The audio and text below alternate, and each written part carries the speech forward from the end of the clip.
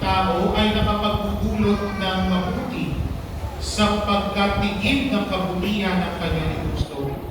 Ang masamang tao ay nakapagpupulot ng masama sapagkat puno ng kasamaan ng kanyang puso.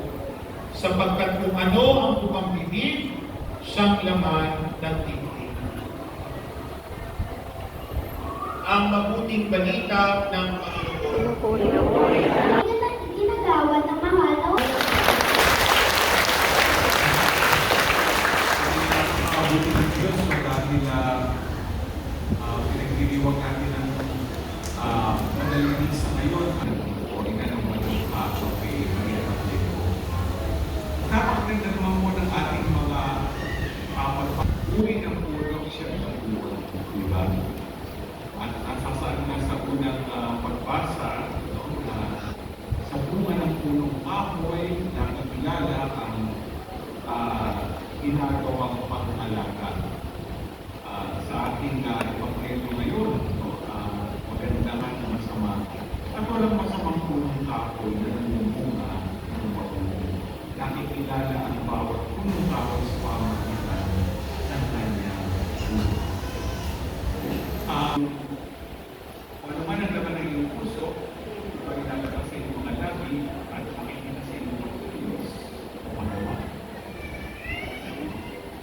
Halimbawa, ano man ang puso ng ingit, lusga, galit, o inipot, o kasaliman, ang una, lalabas sa iyong bibig, paningilang mo isang ako. O paningilang mo ito, isang tao, ang paghihigil mo ay umabot sa kasikal na pananakit. Pero ang laman naman ng puso ay kabutihan, magandang loob, kalinisan, lalabas sa iyong bibig ay mabuting masasalamat. Kapag mabuting masalita, at ito din ay mabuting masasalamat ng sa Diyos. Yung ating salita ay nauwi din sa magandang paggawa. Hindi pagtulong sa kapwa o pagkataw sa trabaho. Maganda pong pagnilayan ng mga bagay nito. Rin po ako sa ating buhay Christian. Nais ko magkain ko ng tatlo. Unang hamon ay yung pagsusuri ng ating mga buhay. O yung sa English ay tinatawag na examination of conscience. Alam mo, titignan natin sa pang-araw-araw na pagdaan ng panahon. Minsan, nakakalimutan tayo humimpi na pag-rely sa ating sarili. Kaya, marami tayo nagagawa hindi kaaya-aya. Pero kung ikaw ay hindi po narasal sa pagkakaibigan mo ito, tayo po ay nag-iisa, pagkakataon ko para siyasan sa ating pagkakaibigan, makita kung ang laman ng puso natin ay tingnan kahit na yung maaaring sama na nagdudulot o nakauwi sa kasalanan. Ang hindi sa salita, kung hindi sa gawa. Kaya mahalaga yung pagsusuri sa sarili ko sa siyasan. Lalo natin nakikilala ang ating sarili at lalo natin nakikilala alalaman, no?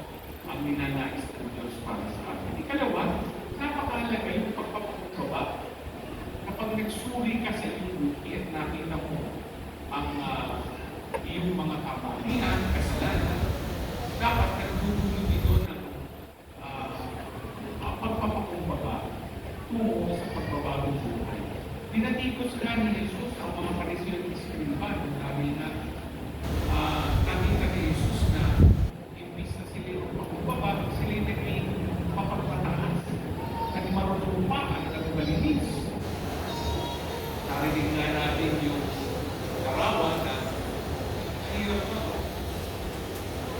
Itignan mo yung muta o kanilan sa mata ng iba kasi hindi mo nakakita yung muta o kanilan sa iyo. Sarili mo muna bago yung mag-focus ka sa iba. Napakadali yung focus ka sa kapwa. Kaya hindi natin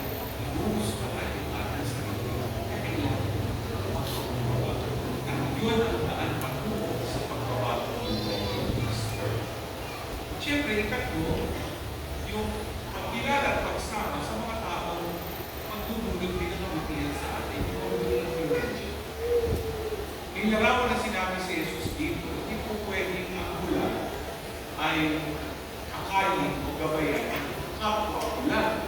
Pareho sila mahuhulog sa Bangin. butas o bangin. Kailangan yung isa nakakakita. Na parang sinasabi na gandang yung ating mga kasama yung magtutulong sa atin ng influensya para sa kapatiran. Di ba may kasabihan nga sa Ingles, tell me who your friends are and I will tell you who you are.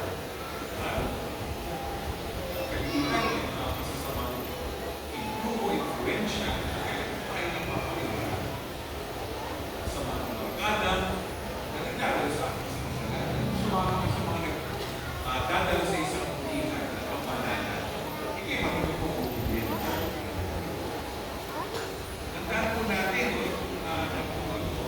kasi parang sinasabi sa atin na yung ating buhay ay dapat may pang-araw-araw na pagsusuki ng pagiging nauwi sa pagbabago, sa pagbabago.